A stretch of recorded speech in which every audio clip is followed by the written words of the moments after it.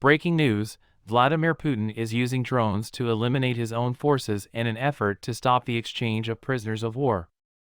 Officials in Ukraine have acknowledged that Russian forces are stepping up their shelling of strategic positions along the front line. According to the military security services in Kiev, the Russian forces are allegedly using drones to eliminate their own soldiers, making them impossible to capture. Russian forces will not accept surrender, according to Taurai Defense Forces spokesman Oleksandr Stupun, who made the assertion on Ukrainian national television. There have even been cases when Russian drones have killed their own wounded. Ukrainian officials report that 80 Russians have surrendered in the last 3 weeks. This news broke just as one Ukrainian soldier proclaimed that he can smell a Russian offensive coming from the front lines. Participating soldier Dmytro Verbik acknowledged that his men were exhausted and had lost the initiative after the main assault in the counteroffensive earlier this year. His words appeared in a war-focused Ukrainian newspaper, where he warned of an upcoming tough winter and spring that he likened to a Russian offensive. An unfortunate situation it is. Nepalese authorities detained 10 alleged youths who were smuggled into Ukraine to fight for the Russian army. 10 individuals were apprehended by the Nepalese police on suspicion of facilitating the illegal recruitment of young, jobless men to the Russian army in response to Moscow's continuing conflict with Ukraine.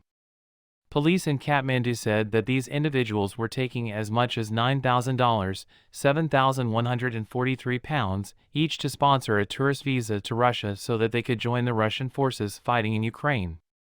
As part of their effort to dissuade vulnerable men from serving on the front lines, the police have detained these men. Since February 2022, when at least 6 Nepalese soldiers were killed serving in the Russian military in Vladimir Putin's war in Ukraine, the country has been forced to strengthen its diplomatic efforts. Ukrainian forces apprehended a single soldier from Nepal, smuggling youths to fight for the Russian army in Ukraine leads Nepalese police to arrest 10 individuals. A human trafficking ring, according to Nepalese police, is taking as much as £7,143 each victim in order to sponsor their travel to Russia on a tourist visa and then enlist them in the Russian military. Ukraine asserts that Russia is using drones to target its own forces. Reportedly, Russian military drones were used to kill Ukrainian forces. Russian forces have been murdering their own soldiers instead of letting themselves be captured, according to Andriy Yusov of Ukrainian intelligence, HUR, who spoke with Kiev Post. Several sources, including Ukrainian aerial reconnaissance using drones, had documented the practice, he added. Barrier units and killing their own soldiers is what the Russian army is really using against its own, he said, adding that there were instances of Russian units firing on comrades trying to escape the front lines. People who carry out criminal orders or engage in meat assaults but refuse to fight are considered traitors. All of this is an attempt to scare and intimidate our own people into submission so that we can get fewer deserters, refuseniks, and surrenderers. The reality that many are prepared to give themselves up to the Ukrainian captors is the real reason behind this reaction. Adidas and Reebok products to be sold by Russian distributor, reports Kommersant. According to Wednesday's Kommersant report, a Russian distributor of Western sports brands will begin selling Adidas and Reebok products this week, even though the companies have left the market due to the conflict in Ukraine. Hundreds of Western companies, including Adidas and Reebok, chose to halt operations in Russia shortly after Moscow's war in Ukraine began in February 2022. Nike, an Adidas competitor, and Adidas itself eventually decided to exit the market altogether.